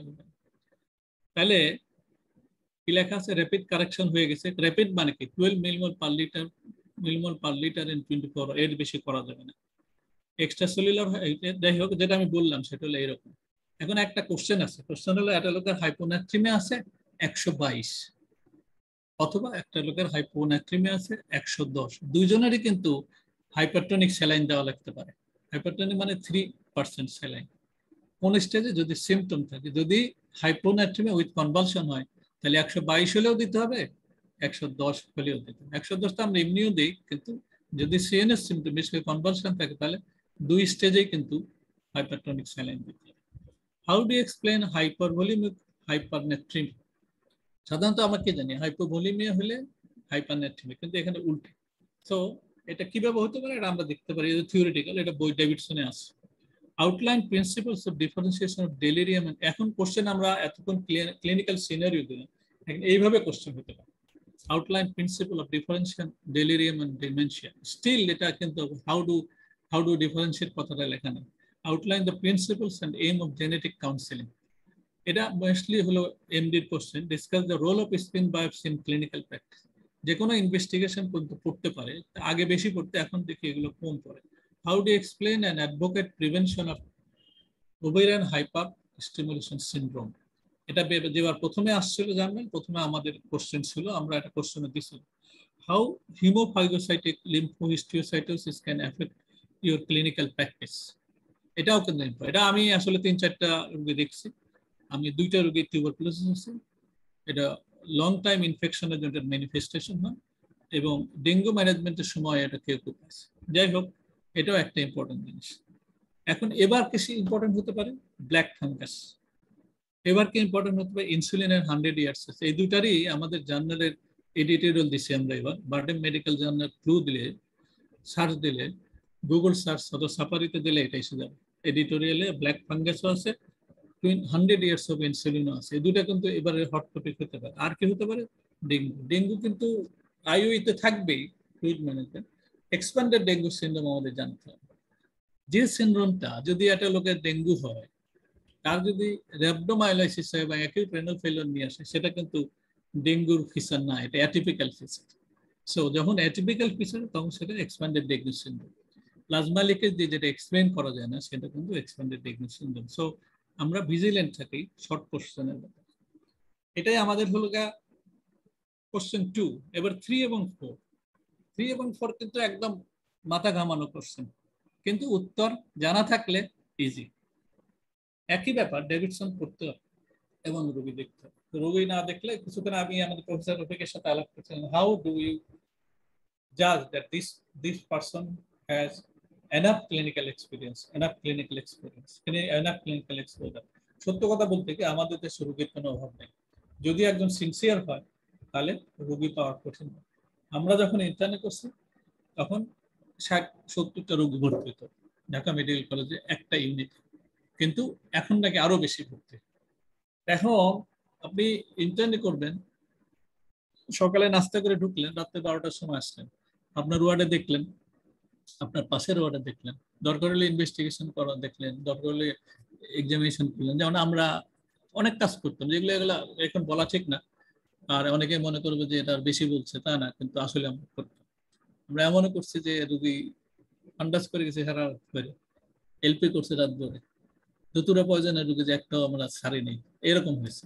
ঢাকা মেডিকেল কলেজে তো অনেক রুগী, সব সরকারি মেডিকেল কলেজে আসলে অনেক রুগী, প্রাইভেটেও কম না, কিন্তু আমি বারডেমে দেখছি সব ধরনের রুগী থাকে। বারডেমের আরেকটা সুবিধা হলো ইনভেস্টিগেশন আপ টু ডেট আছে এবং তাড়াতাড়ি পাওয়া যায়। এখন অনেক প্রাইভেট ক্লিনিকে ওগুলো পাওয়া যায়, কিন্তু প্রাইভেট ক্লিনিকে তো রোগীর এক্সপোজার এত থাকে না, অ্যাক্সেস থাকে না। সত্য কথা বলতে রোগী দেখার কোনো বিকল্প নাই। আমাদের সময় আমাদের যে প্রফেসর ছিলেন উনি 7 থেকে 10 বছর রেজিস্টার ছিলেন এক একজন, সে তো পেকে গেছে তাই না, এখন তো রেজিস্টারই থাকে না এরকম। সেই জন্য স্কোপস ভ্যারি করে, তবুও ক্লিনিক্যাল সিনারিও জানতে হলে রোগী দেখার কোনো বিকল্প নেই, বেড সাইড ক্লিনিকের কোনো বিকল্প। এক একটা রোগ এক একটা চ্যাপ্টার, এক একটা রোগীর এক একটা বই, এটা মনে রাখতে হবে।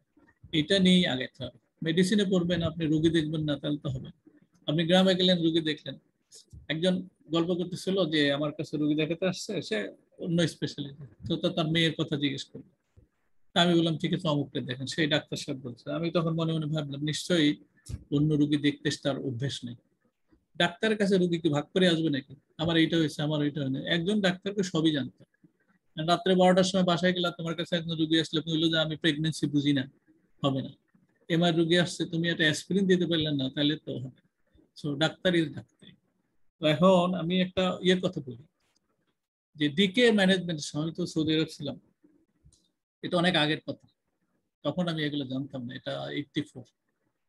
ওখানে হয়তো কি যে আমি তো থানার লেভেলে ছিলাম, তখন রোগী খারাপ আসলে রোগী যে ডিরেক্টর সে আসতো, আমি যেহেতু আমি পোস্ট গ্রাজুয়েশন পড়তাম আমরা জানতো, আমাকে ডাকতো এবং একজন মেডিকেল স্পেশালিস্ট। তা আমি তো আমার তখন নলেজ হলো, আমি দিকে রোগী আসছে স্যালাইন দিছি, ইনজেকশন দিছি আইন, এর বাইরে কিছু করিনি। পিজিতে আমি সিএ ছিলাম, তখন আমার সাথে আমার ফ্রেন্ডের দুলোভাই এটা আসছিল, আমরা চেষ্টা করছি রোগী বাঁচানো। তখন ওই ডাক্তার সাহেবকে আমি বললাম যে তুমি ইয়ে করো, এটা রেফার করো, ওখানে নিয়ম আছে রোগী খারাপ হলে সেন্টারে রেফার করে। ডাক্তার সাহেব কি বলছেন জানেন? ইন্ডিয়ান মেডিকেল স্পেশালিস্ট, ওনার বয়স তখন 53, আমার বয়স 31। বলে I am the last person to refer this case for diabetic ketoacidosis. উনি আইএমডি ম্যানেজ করলেন। এখন আমরা কি করি, আমাদের দেশে এখন সব দেশে বাদে হয়ে গেছে, থানা লেভেলে যদি এরকম রুগী আসে, ওই ডাক্তার প্রথমে পাঠাবে তাকে এন্ডোক্রিনোলজিস্ট। এন্ডোক্রিনোলজিস্ট তখন পাঠাবে তার এইচডি, এইচডি ওয়ালা দেখে নাই, তখন পাঠাবে সে সেন্ট্রাল। তাহলে স্পেশালিস্ট হয়ে কোনো লাভ নেই। কেন পাঠাবে সেটা আমি বলি। এন্ডোক্রিনোলজিস্ট বলবে যে এখানে ইয়ে নেই, সিরিঞ্জ পাম্প নাই, সো আইভি ইনজেকশন দেওয়া যাবে। এইচডিও বলবো যে রেগুলার ডিস্ট্রিক্টে পাঠাবে, বলবে যে এখানে রেগুলার ইয়ে নেই, ইলেকট্রোলাইট করা যায় না, ফলো আপ করা যাবে না, তখন সে সেন্টার পাবে। কিন্তু এগুলা ছাড়া ওই যে বললাম, উদাহরণ দিলাম, হি ম্যানেজড ইট। এখন আপনার যদি ইয়ে হয়, কি বলেন নাম, সিরিঞ্জ পাম্প না থেকে বুলেট পাম্প না মিলে আইএম দেবেন, সম্ভব। এটা সবই নলেজের উপর। একজন মেডিকেল স্টুডেন্ট 5th ইয়ারে পরে তাকে পরীক্ষার সময় জিজ্ঞেস করছে তোমার এমআই একটা রোগী সাসপেক্ট করছে, কি করবো? ও ঠিকই বলছে, মনার কথা বলছে, মরফিন অ্যাসপিরিন নাইট্রোগ্লিসিন দিতে বলছে। তাকে জিজ্ঞেস করতে তুমি অ্যাসপিরিন কিভাবে দেবা? বলে স্যার আইভি দেবো। বিকজ সে তার রোগের এক্সপোজার নাই, করোনার সময় তাকে ওইভাবে করানো। এটা কিন্তু আমাদের প্রথম থেকে ডেভেলপ করে আসবে। আপনি ডাক্তার হবেন, এগুলো মাইনর জিনিস জানবেন না। গ্রামে গেছেন, আপনার বাসায় পাশের বাসার লোকের এমআই হয়েছে, আমি বললাম যে আপনি বললেন যে ঠিক আছে তো মরে যাবে, কিছু করা যাবে না, তাহলে হবে না। অ্যাটলিস্ট অ্যাসপিরিন তো দেওয়া যাবে, মরফিন না পেলে পেথিডিন দেওয়া যাবে। তা না হলে একটা লাইন তো ওপেন করা, 15 মিনিট থেকে 30 মিনিটের মধ্যে ডিস্ট্রিক্ট হসপিটালে রোগী পাঠানো সম্ভব বাংলাদেশের যে কোনো জায়গায়। সেজন্য আমি বলছি যে ক্লিনিক্যাল সিনারিওর সাথে অভ্যস্ত না হলে আমাদের ভবিষ্যৎ খুব কঠিন। যাই হোক, clinical exposure only can help you to get 3 and 4 questions. তাহলে আমরা কি একই রকম 3 নম্বর কোশ্চেনের 5টা ভাগ থাকে, 5টা ভাগে এক একটা 5 ভাগ, ওই প্রত্যেকটা 5 ভাগের আবার একটা দুটো ভাগ থাকতে পারে। A 35-year-old man presented with history of snake bite. snake bite কিন্তু কম না, যদি মনে হয় এখন সাপটাও, তা না, জঙ্গল কমে গেলে কম না। এখন মানুষের গ্রামগঞ্জের সব জায়গায় মানুষ কম, শহরে এসে দেখছে, তো সাপের বা কীট পতঙ্গের উপদ্রব বাড়ছে। সো স্নেক বাইট থাকে, স্নেক বাইট থাকে না কিন্তু তা না। কিন্তু mention early close of severe inflammation. আমরা তো জানি মানে পয়জনাস স্কিনের 5টা সিস্টেমের ইনভলভমেন্ট থাকে, 5 রকম সিস্টেমের ইনভলভ থাকে, 5 রকম চিকিৎসা থাকে। সো এটা ডেভিডসনে সুন্দর করে লেখা আছে। ওইভাবে এটাও লেখা আছে যে কিভাবে প্রাইমারি প্রিভেনশন দেবে। নেক্সট চিকিৎসা হলে তোমাকে যেখানে অ্যান্টিভেনম পাওয়া যায় সেখানে। এখন আমাদের দেশে সিলেক্টিভ অ্যান্টিভেনম নেই, অনেক দেশেই নাই, ব্রড স্পেকট্রাম অ্যান্টিভেনম পাওয়া যায়, তবুও দিতে হবে। নেক্সট হলো how do perform 20 minutes whole blood clotting test, how you interpret its role in treatment. এটা রিসেন্ট কোশ্চেনে পড়ছিল, মনে হয় যে একটা টেস্ট দিল, কিন্তু এই টেস্টটা খুব ইম্পর্টেন্ট। এই টেস্টটা পজিটিভ হওয়া মানে কি, তার কোয়াগুলোপ্যাথি এফেক্টেড হচ্ছে, এবং এটা এটা হলো এভিডেন্স বেসড। অন্যান্য টেস্টের সাথে এটা তুলনা করে দেখা গেছে যে না, এটা highly effective in outcome, management outcome. So তাহলে এই কোশ্চেনটা মনে হতে পারে যে এটি, কিন্তু এটা ইম্পর্টেন্ট। এখানে এটার সাথে এটা দেওয়া যেতে পারে, how will you manage this case দেওয়া যেতে পারে, how will you what is the primary prevention দেওয়া যেত, কিন্তু তা নিয়ে এইটা দেওয়া আছে। কারণ আমরা অনেকেই আছি যারা এটা জানি না, সত্য কথা। চেষ্টা কিভাবে করে, চেষ্টার ইফেক্টিভনেসকে এটা নাই, কারণ ডেভিডসন এত বড় করে এটা দেওয়া নেই। নেক্সট হলো বি, মানে ওইটা আমরা 5-এর 2.55 গেলে একটা কোশ্চেন, 2 নম্বর কোশ্চেন, 3 নম্বরের 2 part 2। 80 years old man is suspected to be a case of renal tubular acidosis. His initial blood show sodium 134, potassium 3.1, chloride কিন্তু নর্মাল, কিন্তু বাইকার্বনেট তার কম। তার মানে কি, বাইকার্বনেট তার বেশি লস হয়েছে, সমস্যা হয়েছে, ক্লোরাইডের কাছে হাত পড়ে নেই। Urea 4.1, creatinine 89, kidney function normal. তাহলে এটা কি হচ্ছে, আমরা সবসময় একটা জিনিস দেখি, পটাশিয়াম কম মানে অ্যালকালোসিস হয়, এটাই হলো নিয়ম। কিন্তু পটাশিয়াম কম মানে যখন অ্যাসিডোসিস হয়, তখন মনে রাখতে হবে renal tubular acidosis. Renal tubular acidosis হলে কিডনি ডিজিজ হতে পারে, কিডনি ডিজিজের বাইরেও হতে পারে, যেমন শোগ্রেন সিনড্রোমে রেনাল টিউবুলার অ্যাসিডোসিস, তাই না? তাহলে প্রথম ক্লু হলো হাইপোক্যালিমিয়া হয়েছে, কিন্তু অ্যাসিডোসিস হয়েছে। এর সাথে হাইপোম্যাগনেসিয়াম থাকতে পারে, হাইপোক্যালসিমিয়া থাকতে পারে, যেটা আমরা বললাম। সো তার renal tubular acidosis. And calculate the anion gap. এখানে পটাশিয়াম খুব কম, বলা হয় যে পজিটিভ এবং নেগেটিভ অ্যানায়নের, নেগেটিভ আয়নের যে ডিফারেন্স, সেটা হলো অ্যানায়ন গ্যাপ। বেশি হয় কিছু ডায়াবেটিক কিটোঅ্যাসিডোসিস। কেন হয়? ওই যে কিটো অ্যাসিড গুলো আমরা মাপি না, নন মেজার্ড ক্যাটায়ন, এই জন্য বেশি। তাহলে ক্যালকুলেট দ্য অ্যানায়ন গ্যাপ, খুব ইজি কোশ্চেন এটা, এমবিবিএস এর 3rd ইয়ার স্টুডেন্টও পারে, এটা নর্মাল কত তাও পারে। আমরা বলি যে এটা 3 থেকে 8 বা 8 থেকে 12, কিন্তু 12 এর বেশি হলে বেশি। Mention 3 types of renal tubular acid and 1 cause for each type. এই কোশ্চেনের উত্তরটা ডেভিডসনে সুন্দর করে দেওয়া আছে, ডিস্টাল টাইপ, প্রক্সিমাল টাইপ, এবং আরো ডিস্টাল টাইপ, 3টা টাইপ। অন্য জায়গায় 4টা টাইপ দেওয়া আছে, ডেভিডসনের 3টা আছে। লাস্টটায় হাইপারক্যালেমিয়া আছে, বাকি 2টা হাইপোক্যালেমিয়া আছে। তো উদাহরণও ওখানে দেওয়া আছে। তাহলে আপনি if you go through the, if you see a case hypokalemia with acidosis, মাথায় আসতে হবে renal tubular acidosis, then you go through the book, you got the সুন্দরভাবে দেওয়া আছে, বড় বড় করে লেখা আছে, cause, site of affection and example. List 2 causes of high anion gap in decay. এটা তো বটেই, আমরা বললাম যেটা ডিকে তে হাই অ্যানায়ন গ্যাপ হয়। এখন এখানে কোশ্চেন থাকতে পারতো, হতে পারে নরমাল অ্যানায়ন গ্যাপ হয়ে অ্যাসিডোসিস কিসে হয়, এটাও থাকতে পারে। ডায়রিয়া হলে যে হতে পারে, এটা আমাদের জানতে হবে। নেক্সট হলে আরেকটা কোশ্চেন, এ বি গেছে C and D. 30 years old man presented with recurrent diarrhea and symmetric EC vesicles. এটা ক্রাস্টেড লিখতে ভালো হতো, বাটক, শোল্ডার, স্ক্যাল্প, তারপর এলবো, এগুলা দেওয়া লাগতো। সাধারণত স্ক্যাল্প পর্যন্ত এটা ক্রাস্টেড থাকে। enumerate 5 clinical features for establishing most likely diarrhea. এখানে কিন্তু অন্য কিছু না, ডায়াগনোসিসে জানতে পারলে এভরিথিং বলা যাবে। ডায়াগনোসিস বলতে পারলে এটা ডার্মাটাইটিস হাইপারটিফর্মিক কেস, এটা ইচিং র্যাশ থাকে, পেইনফুল থাকে, এবং এটার সিলিয়াক ডিজিজের সাথে অ্যাসোসিয়েশন থাকে, এটা একটা অটোইমিউন ফেনোমেনন। তাহলে enumerate 5 clinical features for establishing most likely diagnosis। এটা ডার্মাটাইটিস হাইপার ডেভিডসনে একটা চ্যাপ্টারের অনেক কমে লেখা আছে, 10 লাইন 11 লাইন, কিন্তু এটা জানা যে কত ইম্পর্টেন্ট এই পরীক্ষার বই। প্রায় 5 ইম্পর্টেন্ট ইনভেস্টিগেশন টু ডায়াগনোস। এখন মেল অবজারশনের ইনভেস্টিগেশন দিতে হবে, অ্যান্টিথাইমোসাইড, গ্লোবুলিন দিতে হবে, কিন্তু অ্যান্টিবডি দিতে হবে, না দিলে হবে। ওই স্কিনেরটাও ডায়াগনোস হতে, ডিরেক্ট ইমিউনোফ্লুওরেসেন্স টেস্টও দিতে হবে, এবং সেটা কি হয় সেটা জানতে হবে। নেক্সট হলো, এই Bangladeshi Canadian diabetic dentist presented with 3 months fever। এই রোগীটা আমাদের কাছে ভর্তি হয়েছিল। 2 courses of anti-TB did not help. The serial CXR shows progressive lesion. He is an amateur fish catcher. He has no other organ lesion. তাহলে একটা জায়গায় affection হয়েছে 3 মাস ধরে, সেটা হলো লাংস, এবং তার জ্বর আছে, সে পাইরেক্সিয়া বা অন্যান্য রোগী, তার ডায়াবেটিস আছে, তার একটা হ্যাবিট আছে, সে মাছ ধরে। এটা যদি কেউ জানে, কেউ পড়ে থাকে, তাহলে এমনি একবারেই বলতে পারে যে এটা প্লাস্টোমাইকোসিস। ব্লাস্টোমাইকোসিস হলো এই রোগের, আমরা তারা ডায়াগনোস করে চিকিৎসা দিয়েছি, ভালো হয়ে গেছে। সো জাস্ট জানতে হবে, এখন ফাঙ্গাসের যুগ আসছে, এটা জানতে হবে। A 26 years newly married pharmacist presented with sudden development of lower motor neuron palsy. Bell's palsy আমরা বলি lower motor neuron type of facial nerve left side palsy হয়েছে, কিন্তু তার সাথে হিস্ট্রি আছে। She had fever for 1 month. Bell's palsy আলা তো 1 month এর হিস্ট্রি থাকবে না। তার ESR 60 কিন্তু TCD is normal. Highlight shadow in CXR was missed. Initial যে ডাক্তার দেখছিল তার জয়েন্ট পেইন ছিল, লেফট অ্যাঙ্কেল জয়েন্ট ফুলে গেছিল। ইনিশিয়াল যে ডাক্তার দেখছিল এক্সরে আনছিল, বাট হি মিসড, এবং তাকে অ্যান্টি টাইফয়েডের ড্রাগ সেপ্ট্রাকজন 2 গ্রাম করে 10 দিন দেওয়া হয়েছে, সে কোনো কাজ করে নাই। তাহলে কি হতে পারে? তার জ্বর ছিল প্রায় 1 মাসের কাছে, 1 মাসের জ্বর, টাইফয়েড হতে পারে না।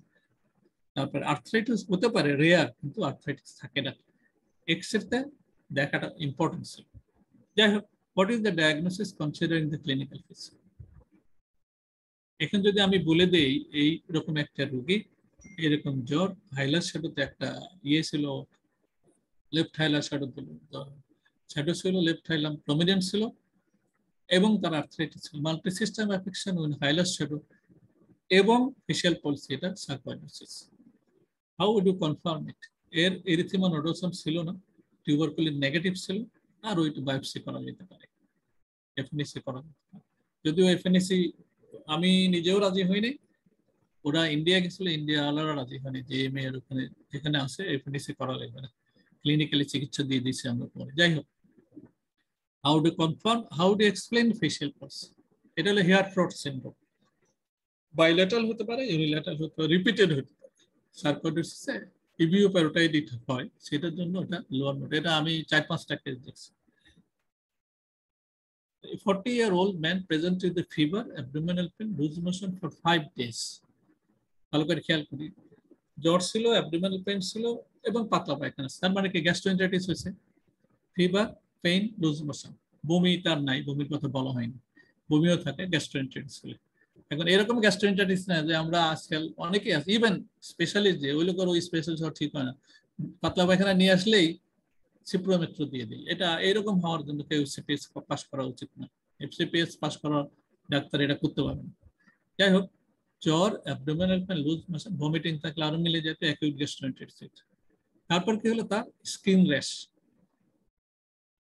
হেমোরাজিক র্যাশ হলো। তারপর অলিগুরিয়া হলো 2 দিন। নেক্সট হলো কি, তার কনফিউজড হয়ে গেল, কনফিউজ সিএনএস সিম্পটম। তাহলে সিকোয়েন্সিয়ালি এই জিনিসগুলো হতে থাকলো। তার ব্লাড প্রেশার 150/500, সে কিন্তু শকে যায়নি। হিজ পেরিঅরবিটাল এডিমা, হিমোগ্লোবিন হয়ে গেল 8, platelet count 60,000, bilirubin 3 milligram, PBF showed fragmented RBC, coagulation profile normal, coagulation profile normal মানে তার ডিআইসি নেই, তাই না? আর ফ্র্যাগমেন্টেড আরবিসি মানে হিমোলাইসিস হয়েছে। তাহলে এই রোগীটার কি ডায়াগনোসিস হতে পারে? আমরা যদি বলি হেমোলাইটিক ইউরেমিক সিনড্রোম, এটা আসে কিন্তু। Mention 3 common association. এইটা তো সত্য কথা যেটা, সেটা হলো যে টিটিপি হয়েছে, থ্রম্বোটিক থ্রম্বোসাইটোপেনিক পারফিউরিয়াস, এর সাথে হেমোলাইটিক ইউরেমিক সিনড্রোম অ্যাসোসিয়েটেড থাকে, এর সাথে কিডনি ফেলিওর অ্যাসোসিয়েটেড থাকে। ডিফারেন্সিয়াল ডায়াগনোসিস ডিআইসি হতে পারে, কিন্তু এর সাথে অ্যাসোসিয়েশন থাকে না। তাহলে এটা একটা ডায়াগনোসিস হতে পারে। নেক্সট হলো মেনশন 3 কমন অ্যাসোসিয়েটেড। বললাম 2 ইম্পর্টেন্ট অপশন মনে রাখতে হবে, যে এটা অটোইমিউন ডিজিজ, সো স্টেরয়েড একটা চিকিৎসা, কিন্তু আসল চিকিৎসা হলো তার প্রেসিপিটেটিং কজ। এটা আরেকটা জিনিস যেটা সাথে কম বয়সের এটা হয়, এটা সিএনএস ইনভলভমেন্ট আছে, এটা রেনাল প্রবলেম আছে, এটা থ্রম্বোসাইটোপেনিয়া আছে, এটা টিটিপির পক্ষে বেশি। ঠিক আছে, এখানে ইউরিয়া ক্রিয়েটিন দেওয়া নেই, কিন্তু অলিগুরিয়ার কথা আছে, হেমোলাইটিক ইউরেমিক একটা পার্ট হতে পারে। এখানে ট্রিটমেন্ট কি হবে? একটা হলো অটোমিউন মানে স্টেরয়েড দিতে হবে, ট্রিটমেন্ট অফ দি কজ দিতে হবে, আর এই যে প্রেশার এটা ওটা এগুলো কিন্তু আরেকটা এমন হয় যে অনেকের প্লাজমাফেরেসিস লাগে। তাহলে এটা গেল। নেক্সট আমরা আসি 50-year-old, এটা 4 নাম্বার কোশ্চেন এসে গেলাম। এতক্ষণে আমরা 4-এ আসছি, মোর ক্লিনিক্যাল বেসড। বডিটা অনেক বড়, কোশ্চেনটা উত্তরটা খুব ছোট, কোশ্চেনটাও ছোট। আর 3 নম্বরে কিন্তু এরকম ছিল, মোটামুটি একটা অসুখ বোঝা যায়, অসুখ দিয়ে দেওয়া আছে, তারপরে কি হচ্ছে একটা অসুখ দেওয়া দেওয়া না, অসুখটা বের করতে হবে। 50-year diabetic man with 4 months fever. He has gross weight loss, uncontrolled diabetes mellitus. X-ray CT showed hilar and apical shadow, not only hilar, but not only apical shadow, দুটাই আছে। FNEC showed non-causating intervention. ঠিক আছে? 2 courses of anti-TB did not help. Meantime, he had a syncope with blood pressure 90/50 with serum sodium 120, potassium normal. Important হলো যে তার জ্বর pyrexia 52 দিন 4 মাসের জ্বর, ডায়াবেটিক পারসন আর আনকন্ট্রোল ডায়াবেটিস তো আছে। সিএক্সআর এবং সিটি শোড দুইটাই shadow, hilar shadow, apical shadow. Sarcoidosis 1 number না 2 নাম্বার, টিউবারকুলোসিস হতে পারে, কিন্তু টিউবারকুলোসিসে অ্যাপিক্যাল শ্যাডো সাথে হাইলার শ্যাডো ইয়ে না, মানে প্রাইমারি কমপ্লেক্স না, এটা সেকেন্ডারি হলে অ্যাপিক্যাল, হাইলার শ্যাডোটা থাকে। সো এটা অল্টারনেটিভ ভাবতে হবে, সার্কয়েড এবং টিবির অল্টারনেটিভ ভাবতে হবে। যেহেতু 4 মাস হয়েছে, এফএনইসি টেস্ট করলো নন কাজেটিং, এটাও টিবির এগেনস্ট হলো, বাট স্টিল আমাদের দেশে এম্পেরিক্যাল চিকিৎসাটাকে দেওয়া হয়েছে 1 বার না 2 বার। একবার দিয়ে তার জন্ডিস হয়েছিল, হেপাটাইটিস ছিল, বন্ধ করে আবার দেওয়া হয়েছে। যখন তার সিনকোপ হলো, ব্লাড প্রেশার কমে গেল, তখন তার মাথায়, যেহেতু ডায়াবেটিস আমাদের এতে হলো, তখন মাথায় আমাদের ঢুকলো যে অ্যাড্রিনাল ক্রাইসিস। সোডিয়াম করে দেখাল 120, পটাশিয়াম নরমাল, সো অ্যাড্রিনাল কাউন্টে আবার, তাহলে এটা মাল্টি সিস্টেম ইনভলভমেন্ট। এটা টিবিও হতে পারে, সার্কয়েড হতে পারে, আর হতে পারে ফাঙ্গাল ইনফেকশন। ফাঙ্গালও এমনি ফাঙ্গাল না, ব্লাস্টোমাইকোসিস না, এটা হলো ডিসেমিনেটেড ফাঙ্গাল ইনফেকশন। এখন আমরা এটার পেছনে লিখব, how do explain possible diagnose pyrexia from history. এই কথাটা বললাম, টিবির চিকিৎসা কাজ করে নাই, তারপরে তার মাল্টি সিস্টেম ইনভলভমেন্ট হয়েছে, অ্যাড্রিনাল ক্রাইসিস হয়েছে, তার ডায়াবেটিস আছে, সবগুলো goes in favour of disseminated fungal infection. How would you explain syncope and hyponatremia? এটা পরিষ্কার, অ্যাড্রিনাল ইনভলভমেন্ট হয়েছে, অ্যাড্রিনাল ক্রাইসিস হয়েছে এবং সোডিয়াম কমে গেছে। How would you confirm the diagnosis? এটা কনফার্ম করা হয়েছিল বলে অ্যাড্রিনাল থেকে ইয়ে করা হয়েছিল। এখানে বড় ইম্পর্টেন্ট হলো আমাদের দেশের জন্য চিকিৎসা, এই চিকিৎসাটা অ্যাম্পোটেরিসিন দেওয়া হচ্ছে। অ্যাম্পোটেরিসিন দিনে 1 লাখ টাকা লাগে, এরকম লাগছে। বাট সে আমাদের স্টাফ ছিল, বাট হি কুড ম্যানেজ। সে এখন খুব ভালো আছে, সুন্দর আছে, কিন্তু 4 মাস লাগছে তার ডায়াগনোসিস করতে। মাথায় যদি প্রথম দেখে থাকতো তাহলে এটা হইতো না। তাহলে ক্লিনিক্যালি যদি অ্যাকুয়েন্টেড না হয়, ক্লিনিক্যাল যদি এক্সপিরিয়েন্স না থাকে, ক্লিনিক্যালি যদি বানের মাথার মধ্যে না থাকে, এগুলো ডায়াগনোসিস করা কঠিন, ভেরি টাফ। সেই জন্য 4 নম্বর কোশ্চেন এবং 3 নম্বর কোশ্চেন জানতে হলে ক্লিনিক্যালি শক্ত হতে হবে। এটাও ভর্তি দেবে। 34 years old woman, a case of SLE on hydroxychloroquine, prednisolone, presented with fever, chest discomfort, and respiratory distress for 2 days. তার এক্স-রে ফাইন্ডিং যাই থাক, লাংস এক্সামিনেশন কিন্তু দুই পাশেই লোয়ার পার্ট অফ লাংসে ক্রেপিটেশন ছিল। শোড বাইলেটারাল বেজাল শ্যাডোজ, ESR 120, প্লেটলেট কাউন্ট কিন্তু তার ভালো হয়েছে, 1,37,000। টোটাল কাউন্ট ছিল 3000, neutrophil 80%, eosinophil 2, haemoglobin 9, CRP 3, procalcitonin normal. Urine showed 2+ proteinuria, RBC 5 to 6, granular test, and RBC। তার মানে কি, মহিলা এসএলই আছে, তার এসএলই চিকিৎসা পাচ্ছে, তারপরেও তার রেসপিরেটরি ডিস্ট্রেস এবং চেস্ট ডিসকমফোর্ট হয়েছে। মানে তার how can you explain present status of presentation? তার ডিজিজটা ফ্লেয়ার করছে। ফ্লেয়ার করার বোঝালে ইউরিনে আরবিসি আছে, ইউরিনে প্রোটিন আছে, ইউরিনে কাস্ট আছে।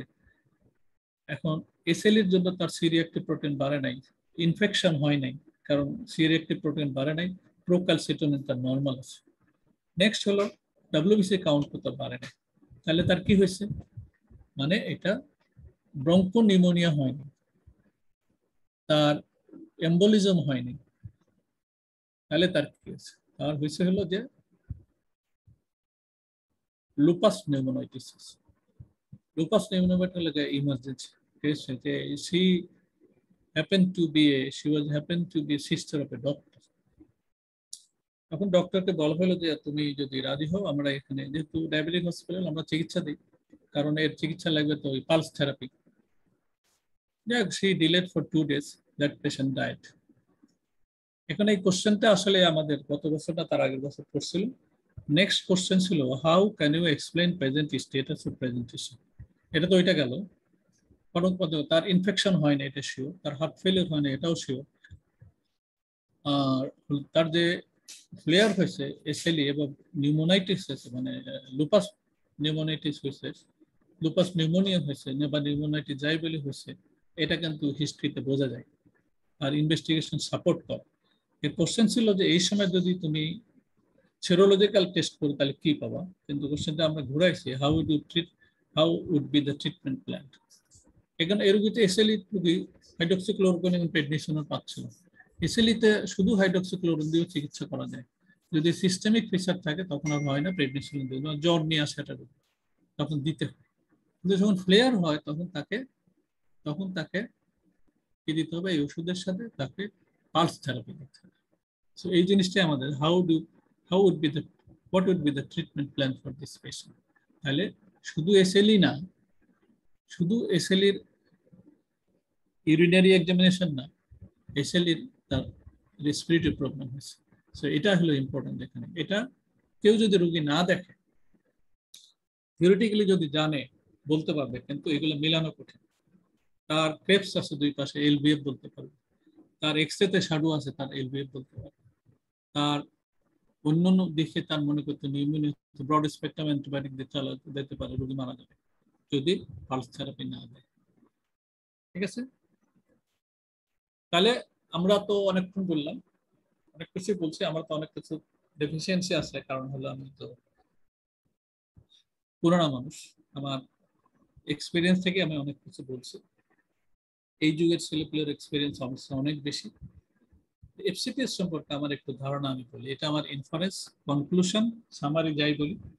এফসিপিএস আগে আমরা বলতাম ফেল কনফার্ম পাস সামটাইম, এই কথাটা ঠিক না। এফসিপিএস পাস করতে হলে স্ট্রং ডিটারমিনেশন লাগে, এটা আমার নিজের কথা। কারণ আমি যখন এফসিপিএস পাস করি তখন সৌদি আরবে চাকরি করি, সৌদি আরবে চাকরি করার সময় আমি ছুটি নিয়ে এসে পরীক্ষা দিয়ে পাস করছি।